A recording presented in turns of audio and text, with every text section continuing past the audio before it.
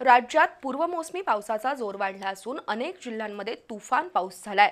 पश्चिम महाराष्ट्रातही अनेक ठिकाणी पावसाच्या जोरदार सरी कोसळल्या। कोल्हापूर जिल्ह्यात आज दिवसभर ढगाळ वातावरण होतं। काही ठिकाणी पावसाच्या तुरळक सरी कोसळल्या। दरम्यान पुढील 24 तासात वादळी वाऱ्यासह तुरळक ठिकाणी पावसाचा अंदाज आहे। सांगली, सातारा, कोल्हापूर, सोलापूर, पुण्यासह संपूर्ण पश्चिम महाराष्ट्रात वादळी पावसाची शक्यता असून हवामान खात्यानं येलो अलर्ट दिलाय।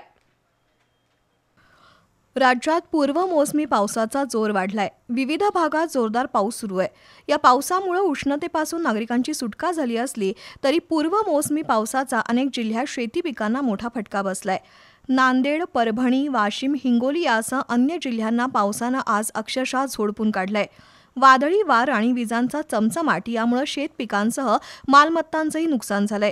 दुसरीकडे शुक्रवारी पश्चिम महाराष्ट्रातील सांगली, सातारा आणि पुणे जिल्ह्यात पावसाची नोंद झाली आहे। त्यामुळे तापमानात घट जाणवतीये।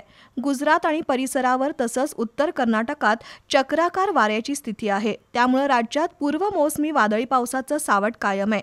कोकणातील पालघर, सिंधुदुर्ग तसंच पुणे, नाशिक, सातारा, सांगली, लातूर, विदर्भातील वर्धा, अकोला जिल्ह्यात पाऊस सुरू आहे। गेल्या 24 तासात कोल्हापूर जिल्ह्यात 12 मिलीमीटर पावसाची नोंद झाली आहे। आता पुढील 24 तासात आकाश अंशतः ढगाळ राहील आणि मध्यम पाऊस किंवा गडगडाटासह पाऊस पडण्याची शक्यता आहे।